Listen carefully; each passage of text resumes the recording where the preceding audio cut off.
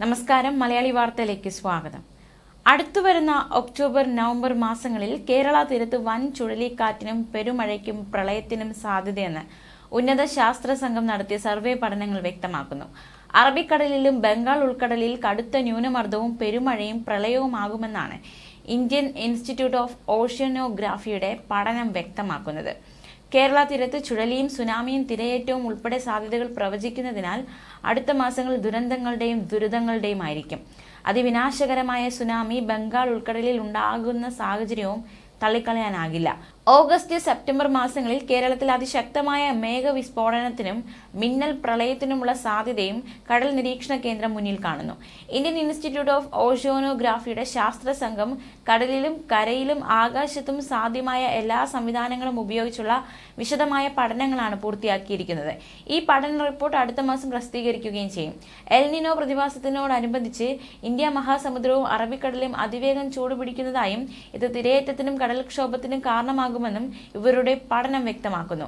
അപ്രതീക്ഷിതമായി ചൂടും തണുപ്പും കൂടുകയോ കുറയുകയോ ചെയ്യുന്ന ഈ പ്രതിഭാസം കാലാവസ്ഥയെ മാത്രമല്ല സസ്യങ്ങളെയും ജന്തുജാലങ്ങളെയും പ്രതികൂലമായി ബാധിക്കുമെന്നതും ഏറെ വിനാശകരമാണ്.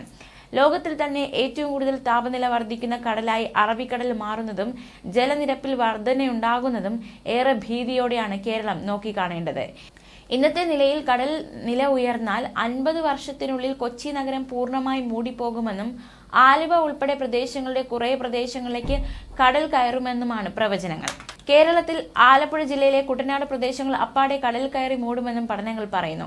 ഇപ്പോൾ തന്നെ കുട്ടനാടിന്റെ 8% ഭൂപ്രദേശങ്ങളിൽ വേലിയേറ്റം ശക്തമായി കഴിഞ്ഞു. എൽനിനോ പ്രതിഭാസത്തിനോടനുബന്ധിച്ച് അന്തരീക്ഷ ഈർപ്പത്തിന്റെ തോത് വർദ്ധിക്കുകയാണ്.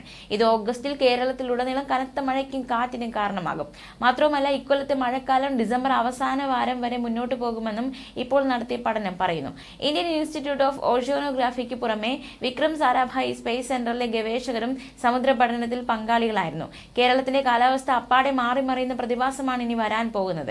അതിശക്തമായ മഴയും അതികഠിനമായ വേനലുമാണ് കേരളത്തിൽ ഇനിയുള്ള 4 മാസങ്ങളിൽ വരാനിരിക്കുന്നത്. മഞ്ഞുകാലം കേരളത്തിൽ ഇല്ലാതാകുന്നു എന്നതാണ് കാലാവസ്ഥാ വ്യതിയാനത്തിൽ സംഭവിച്ചുകൊണ്ടിരിക്കുന്ന മറ്റൊരു പ്രതിഭാസം.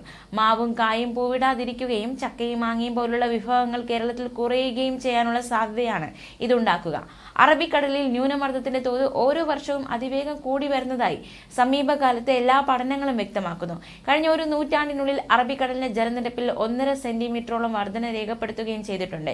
2 സെന്റിമീറ്റർ കടൽ നിരപ്പ് ഉയർന്നാൽ കേരള തീരത്തെ എല്ലാ ജില്ലകളിലും ഒട്ടേറെ പ്രദേശങ്ങൾ കടലെടുത്തു പോകാനുള്ള സാധ്യതയും ഏറെ ഭയാനകമാണ്. കടലിലെ ചൂടിന്റെ തോത് വർദ്ധിക്കുന്നതിന് അനുസരിച്ച് കേരള തീരത്തും ചൂട് കൂടി വരുന്നു. മാത്രവുമല്ല, കേരളത്തിലെ പ്രധാന തുറമുഖങ്ങളും ബീച്ചുകളും കടൽ കയറി ഇല്ലാതാകാനുള്ള സാധ്യതയും പഠനങ്ങളിൽ പറയുന്നുണ്ട്. ന്യൂസ് ഡെസ്ക്, മലയാളി വാർത്ത.